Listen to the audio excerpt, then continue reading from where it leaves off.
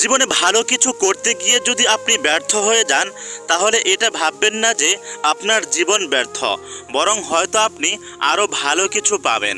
আপনি হয়তো ভাবছেন যে আমি যদি আমার অতীতে ফিরে যেতে পারতাম তাহলে ভালো হতো, কিন্তু এটা কখনোই সম্ভব না। এজন্য ভবিষ্যতে কিভাবে আপনি ভালো একজন সফল মানুষ হতে পারেন, আপনাকে সেই চিন্তা ফিকির করতে হবে। আজকে আপনার যেই কাজটি মন চায় সেই কাজটিই করুন, কিন্তু এমন কোনো কাজ করবেন না যেই কাজটা আপনার আগামী দিনের ক্ষতির কারণ হবে। যতদিন মানুষ অসৎ থাকে ততদিন মানুষের শত্রু থাকে না। যখন মানুষটি ভালো হয়ে যায় তখন যারা তার বন্ধু ছিল তারাই শত্রু হয়ে যায়। আপনার বাবার টাকা আছে বলে বাবার টাকার উপর ভরসা করে বসে থাকবেন না। নিজের সংসার নিজে চালানোর জন্য টাকা পয়সা ইনকাম করার চেষ্টা করুন। বাদ বাকি আপনি আপনার বাবার কাছ থেকে যা পাবেন সেটা আপনার জন্য বোনাস, কিন্তু একজন পুরুষ মানুষের কখনো অন্যের উপর ভরসা করে বসে থাকা উচিত না। সফল হওয়ার জন্য আপনি যেই লক্ষ্য ঠিক করেছেন সেই লক্ষ্যের পেছনে আপনি দৌড়াতে থাকুন। একদিন আপনি নিশ্চয়ই সফল হবেন। আপনি বড়লোক হতে না পারলেও অন্তত বড় মনের মানুষ হবেন। আপনি বুদ্ধিমান না হলেও অন্তত একজন সৎ মানুষ হবেন। মধ্যবিত্ত ছেলেদের একটা সমস্যা হলো তারা যদি নিজের স্বপ্নের দিকে তাকায় তাহলে পরিবার শেষ, আর যদি পরিবারের দিকে তাকায় তাহলে তার স্বপ্নগুলো হারিয়ে যায়। বাবা হলেন পরিবারের ছাদ, নিজে রোদে পুড়ে বৃষ্টিতে ভিজে সারা জীবন পরিবারের জন্য ইনকাম করে যায়, কিন্তু নিজের চাহিদার কথা একটু চিন্তা করে না। জীবনে খারাপ সময় আসবেই, আর খারাপ সময়ে ধৈর্য ধরে অপেক্ষা করতে পারলে ভালো সময়ও আসবে।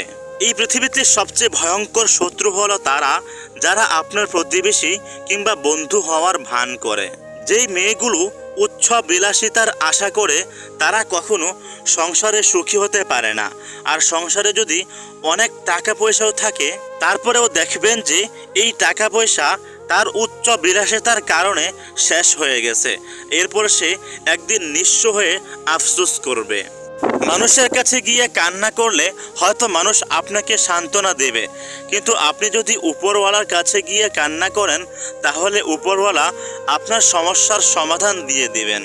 একটা বাঘ হরিণের গন্ধ পেয়ে যতটা না হিংস্র হয়, টাকার ঘ্রাণ পেলে মানুষ তার চেয়েও বেশি হিংস্র হয়ে যায়।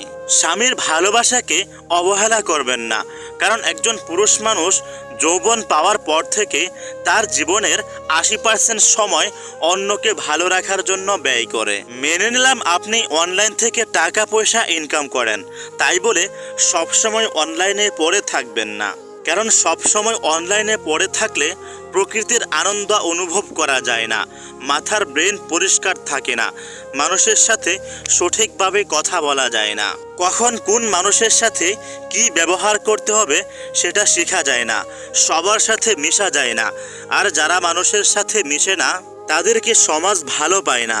এজন্য অনলাইনের পাশাপাশি যতটুকু সম্ভব হয় বাস্তবতার জগতে ফিরে আসুন। এই পৃথিবী থেকে আপনি যা কিছু পাবেন সব কিছুই আবার আপনার কাছ থেকে চলে যাবে, সুতরাং এগুলো নিয়ে অহংকার করা উচিত নয়।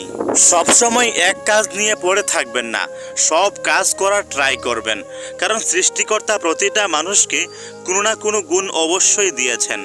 আমি তোমাকে ভালোবাসি, আমি সারা জীবন তোমার পাশে থাকব, কথাটা সবাই বলতে পারে কিন্তু ভালো রাখতে জানে না।